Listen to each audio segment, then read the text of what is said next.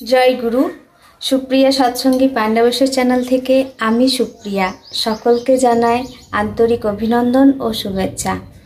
আজকের ইষ্ট প্রসঙ্গে আলোচনা করব কমেন্ট বক্সে পাওয়া এক প্রশ্ন নিয়ে। এক শ্রদ্ধেয়া মা প্রশ্ন করেছেন যে আমাদের মায়েরা অসহজ অবস্থায় যখন থাকি সেই অবস্থায় আমরা কিভাবে ইষ্টবৃত্তি করব। তো সর্বপ্রথমেই আমার জীবন উদ্ধাতা ওম ব্রহ্ম পরব্রহ্ম কুল মালিক রাধাস্বামী দয়ালের শ্রীচরণে শতকোটি প্রণাম জানাই। আপনাদের সকলকে জানাই আনন্দিত জয়গুরু। তো আজকের ইষ্ট প্রসঙ্গে আলোচনা করছি যে আমরা কিভাবে অসহজ অবস্থায় ইষ্টবৃত্তি করতে পারি। আমি যখন প্রথম দীক্ষা গ্রহণ করি ওই মায়ের মতো আমারও প্রশ্ন ছিল, জিজ্ঞাসা ছিল অনেক। সেই জিজ্ঞাসার উত্তরে আমার ঋত্বিক দেবতা তিনি আমাকে একটি বই দিয়েছিলেন। বিভিন্ন প্রশ্নের উত্তর যখন তখন জানতে চাইতাম, মানে যখন আমরা নতুন কোনো কিছু গ্রহণ করি তার সম্পর্কে জানার ইচ্ছা, আমাদের কৌতূহলটা বেশি থাকে। তো আমার ঋত্বিক দেবতা হচ্ছেন শ্রদ্ধেয় সুকুমার নন্দী। তিনি আমাকে দীক্ষার কিছুদিন পর যখন আমি বিভিন্ন প্রশ্ন করতে থাকি তখন উনি আমাকে একটি বই দিয়ে যান। বইটি হচ্ছে দীক্ষানুচলন। আপনারা যে সকল দাদা ও মায়েদের মনে প্রশ্ন রয়েছে ঠাকুরকে নিয়ে কিভাবে চলবেন বা ঠাকুরের বলা বিধিগুলো কিভাবে পালন করবেন, যেমন এই মাটি প্রশ্ন করলেন অসহজ অবস্থায় কিভাবে ইষ্টবৃত্তি করা যায়, ইষ্টবৃত্তি কতদিনে পাঠাতে হয়, ইষ্টবৃত্তি করার পর আর কি কি নিয়ম বিধি রয়েছে, কিভাবে আমরা প্রতিদিনের দিন যাপন করব, সেই সকলই উত্তর ওই বইটির মধ্যে রয়েছে। তো সেই বইটি আপনারা গ্রহণ করে আপনাদের যত প্রশ্ন জিজ্ঞাসা সব কিছু আপনারা ওইখানে পেয়ে যাবেন।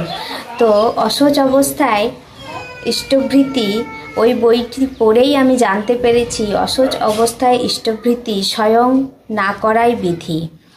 পরিবারের নিকটতম কাউকে দিয়ে ইষ্টবৃত্তি করা লাগে, নচেত যদি না পাওয়া যায় পরিবারের নিকটতম যদি কেউ থেকে না থাকে সেক্ষেত্রে ওই অসহজ অবস্থায় ইষ্টবৃত্তি না করে অসহজ অবস্থার অবসানে একত্রে ওই যে কদিন বাকি রয়েছে সেই অর্ঘ্য একত্রে নিয়ে মন্ত্র পাঠ করে যথাবিধি ইষ্টবৃত্তি করা লাগে।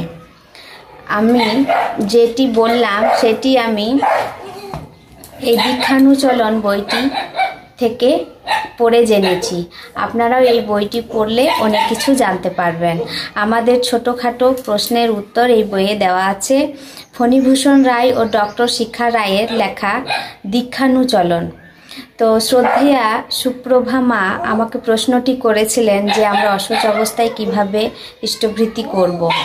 তো খুব সাধারণভাবেই উত্তর দেওয়া আছে বইটিতে। আমি বলেও দিলাম যে অসহজ অবস্থায় নিজে না করে পরিবারের নিকটতম যদি মা বাবা দাদা কেউ থেকে থাকে সেক্ষেত্রে তার মাধ্যমে ইষ্টবৃত্তি নিবেদন করা যায়। ইষ্টবৃত্তি সস্তয়িনী দুটোই অপরের হাত দিয়ে করানো যায়। আর ইষ্টবৃত্তি পাঠানোর দিনের মনে করুন 30 দিনের দিন অসহজ অবস্থায় থাকলে সেক্ষেত্রেও ইষ্টবৃত্তি অন্যের হাত দিয়ে প্রেরণ করা যায়। তাই এই হচ্ছে আজকের ইষ্ট প্রসঙ্গ, অসহজ অবস্থায় মায়েদের কিভাবে ইষ্টবৃত্তি করা উচিত। ইষ্টবৃত্তি আমাদের নিকুম্ভেলা যজ্ঞের সমান। যেভাবে আমরা পুজো অর্চনাকে পবিত্রতার সঙ্গে আমরা করি ঠিক সেইভাবে ইষ্টবৃত্তি আমাদের করা লাগে। ইষ্টবৃত্তি আমাদের রক্ষা কবচ। প্রতিদিনের পূজা অর্চনা ঠাকুরকে ধূপ দীপ দানের থেকেও সব থেকে বড় কাজ হচ্ছে ইষ্টবৃত্তি। তাই এই ইষ্টবৃত্তি নিষ্ঠা সহকারে করা লাগে। জয়গুরু। যদি আরও প্রশ্ন থেকে থাকে সুপ্রভা মাকে বললাম অবশ্যই কমেন্ট বক্সে কমেন্ট করবেন। আর দীক্ষানুচলন বইটি সংগ্রহ করবেন, সেখান থেকে অনেক কিছু জানতে পারবেন। ঠাকুরকে নিয়ে চলার জন্য যে বিধিগুলো আমাদেরকে সহজভাবে পালন করতে শেখায়, দীক্ষানুচলন বইটি কিন্তু তার জন্য খুব উপকারী। জয়গুরু। সবাই ভালো থাকবেন, সুস্থ থাকবেন, আনন্দে থাকবেন। পরমপিতা রাঙ্গা রাতুল চরণে এই প্রার্থনা করি। বন্দে পুরুষোত্তম।